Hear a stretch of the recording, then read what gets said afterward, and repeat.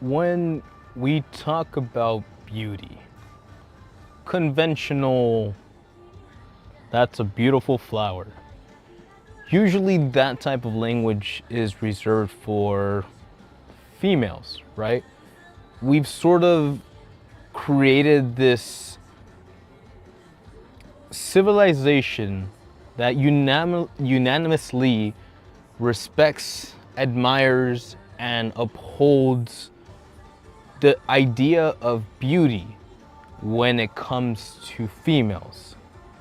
And whether that be a time thing, as in things are only beautiful because they don't exist or they don't last, or if that's something that maybe people have taken to the utmost maximum in a way that really starts to undermine the original idea of what we were trying to promote. Beauty. Something that can really get off the handles, can lose focus. Let's just say it causes wars between Troy. Beauty is something that has been reserved for the females, right? With good intentions as a male figure who's out here living in the universe just trying to be another dude in the universe. But wouldn't you know it, Japan, in its infinite wisdom, does have a counterpoint to that.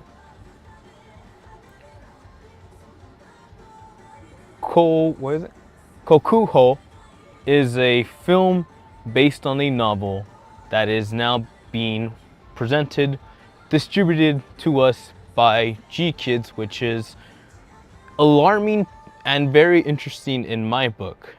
If you guys don't really know, G Kids has been focused on bringing over distributing anime, whether it be the Miyazaki films, whether it be some weird niche thing that's happening, whether it be what was that?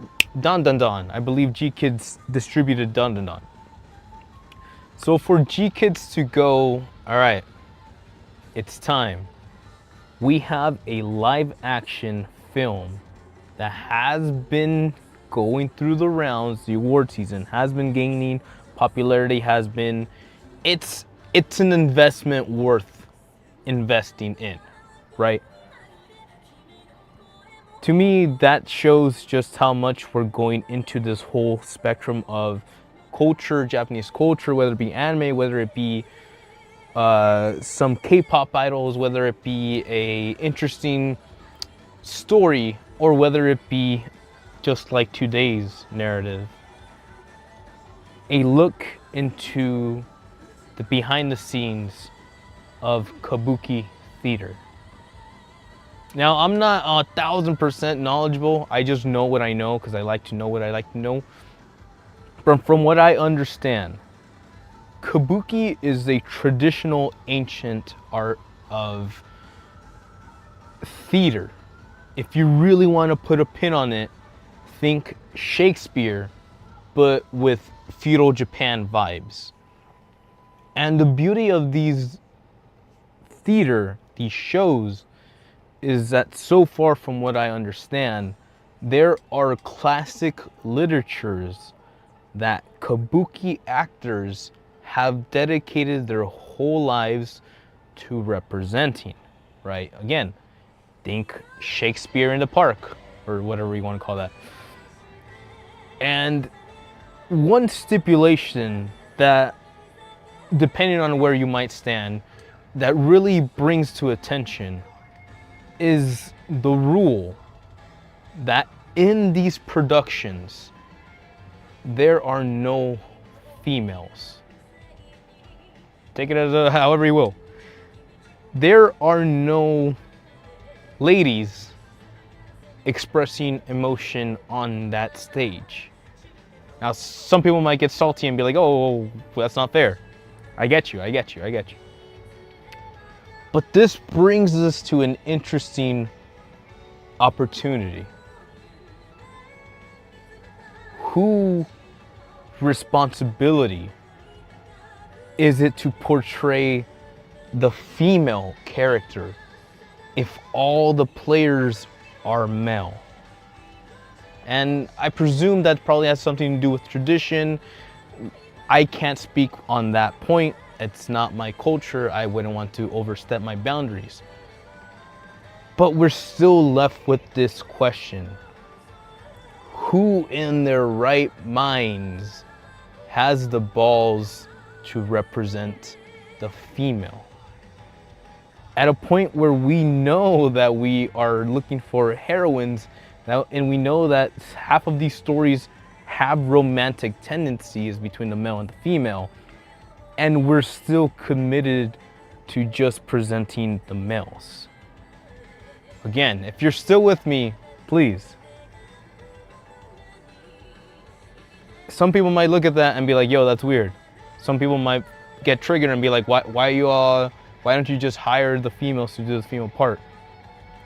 But you're left with the very important moment.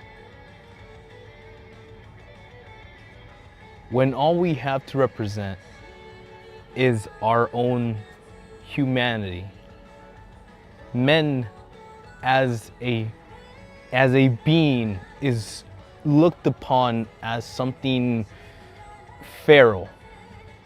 It's just you go through life expecting to be maybe not judged in that sense, but knowing that there is a sense of balance, that you can be a very disruptful balance in that, or you can just, you can live your life, or you can learn how to adapt and hang out with humans and not be a feral animal. But we don't really give the chance for males to explore that sense of beauty, right? Even thinking about it or saying it now, just the idea of giving beautiful properties to a male is something that feels, and that's not necessarily a issue or a impossibility. It's just more of a culturally ingrained system of trying to debunk any credibility that males have a sense of purity, a sense of uniqueness. The idea that a man can go on stage and express emotions reserved for what we would consider something beautiful goes to prove that men have that je ne sais quoi, that it's always been there, that potential to give, to blossom, to bloom, and to give something when it comes from a point of passion and love and caring and blah blah blah. We're getting a little bit out of the picture, but all that is important to get us to a point of stating that yes, it is traditionally a stage play with pure men actors, meaning that half of these actors have to learn how to represent the feminine nature. And some people dedicate their whole lives to this. Some people, meaning the rich and famous, right? There's instances where you start to see the back end of this whole organization, and like any corporation, it has its safeguards for certain people who fit certain criterias, i.e. you have parents that are in Kabuki theater then you are set up, goaded to become part of that lineage. You, a orphaned mafia mate who has a Yakuza tattoo on your back, they find out about any sensibility, any issue, any kind of like, oh, this guy said this thing the wrong way and now you're canceled. Bam. You don't have that family to protect you. So every little action that you commit, every move you make is being scrutinized by people who would not want you in that position. And that's Kabuki. Give or take. It's in the corporate universe, a lot of people are just gonna be trying to get one leg over each other just to be that next coming up big honcho that feels like titles mean anything in this time and age. But something that I didn't expect but actually appreciated is that not only is this a story about a specific pair of Kabuki actors, you have your main character, and then you have the adopted son, and then you have the main son of the actor in the Kabuki agency. You start to see this camaraderie, right? Think of it like as a buddy cop film. You know, you have your good cop, you have your bad cop, you know, like your spicy cop and your chill cop, and you see how these two gentlemen came from a certain point, met in the same timeline, and then how those actions or those beginnings led to certain events or certain different results for each character. Different characters had different resolves. Each character had their own vibe version, right? You think about the rich, spoiled son of the Kabuki actor. Yeah, he's not really gonna put that much effort into this because he knows that no matter what, his family will always back him out. He will always have a name in Kabuki land because his good old papa wrote his name on the nepotism board. So that's that. You see that guy, you see his actions, you see him kind of like have to live with those decisions. And on the contrast, you see the orphan who was taken in, who has nothing left in this world besides training to be the greatest Kabuki actor in his generation. And by God, is that one journey. Originally, the film kind of gives you a vibe like this is gonna be like some very like, oh, super intense, like, oh, he's gonna pop these edge and blah blah blah. And while we do hit those levels of like seriousness when it comes to like, oh, they're actually trying to say something without trying to blow up the actors themselves, and you see those moments and you start to kind of piece things together. You start to see where the story really lies in this. And again, you're kind of sold an idea that this is going to be like a two brothers bickering about who gets to be the top guy, but it's a lot more than that. We don't just stop at the epic or the apex of success. We see what that means for the families. We see what certain decisions have, what kind of effect they have on their futures, and then we see why these hiccups or these certain moments that may or may not have gone exactly the way they planned really mean something to them. And yeah, it's an emotional roller coaster, man. It really is. I think sometimes I think of like why someone doesn't like go too deep into things. But I believe that most of us kind of know what it means to actually commit to something. And a good amount of us have felt the disappointment or the pain or like that hesitation of not wanting to commit anymore because we know what consequences are usually waiting for us in the end. So it's interesting to see that kind of play out and see those emotions boil up within someone within yourself, as you're seeing the story of this other person progress, and you already know where we're heading into. But that is the allure of the story, because again, even though they come from the same household, technically, no two stories, no two people are the same.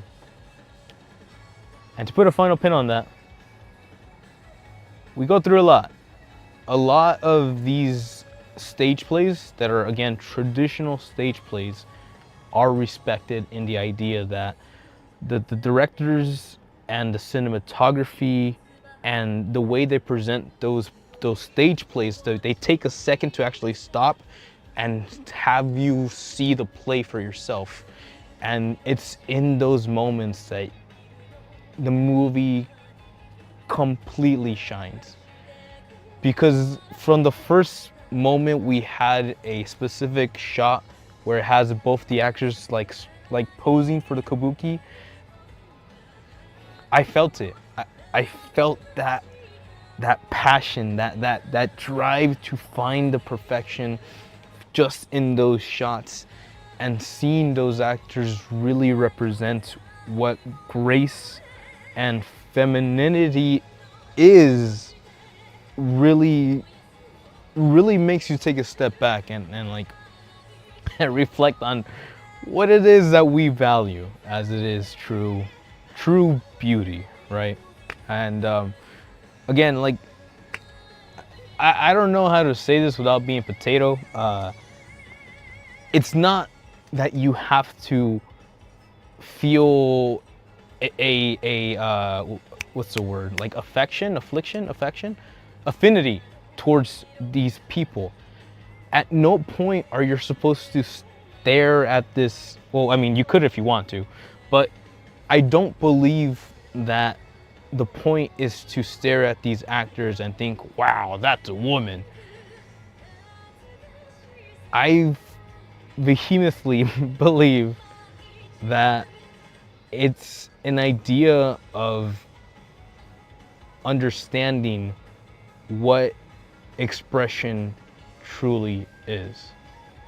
There's a quote from Final Fantasy VII Remake that I will continue using till the end of the year, or to the end of time, where one of the sub characters in the submission, or one of the main missions, I think the person's name is Andrea. They go by Andrea, but it does look like a male.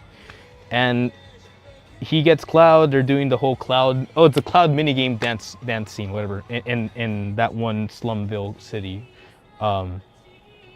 and they're dancing, or he's making Cloud dance, and in the middle of the dance, Andrea drops the line that true beauty has no gender. The idea that we look at the feminine and we feel, you know, like it's stricken, besmirked, I don't know what it's called, but there is beauty in the expression, and the expression comes from the soul. So beauty, as it were be, as it is proven that we can, that as a male, as a genuine male, right? I wouldn't feel comfortable speaking about this film if it was a female speaking on a female perspective, because, like, obviously, but as a man understanding emotions and understanding that these trials and tribulations that we go through life are just another building block for our present time. It takes a soul, it takes a certain actor to go through life, experience emotions, or even identify other people's emotions and bring that power to their delivery. And at the end of the day, that is the journey of these two actors. And while it's not always pretty, while frustrations will always be there, while the competition will never go. As males, there is always competition. That's just the way it is. I don't like to play games like that, but if someone's gonna be stupid, you're gonna play stupid games and get stupid results. But it is important to me. Again, understanding that like there is a respect for this, and there's even a quote, there's even a line from the movie where like really early on, right? Again, you see some head honcho from the Kabuki whatever, like a agency or whatever, and there's one guy, and the guy goes like, oh, I'm not a big fan of Kabuki or whatever, and the guy just looks at him and goes like, you don't understand Kabuki. And it's like, oh, that's so right. That's so right, man. Because yes, it's a testament to how sentimental we actually are, without ever admitting or saying it directly to you. The fact that these men can go up on stage and cause such an emotional stir in your experience, your heart, your life, whatever, just goes to prove that we're all beautiful. And I'm really tired of people not giving a shit about men, not caring about men, not respecting men, not loving men, not appreciating men the way we're supposed to be.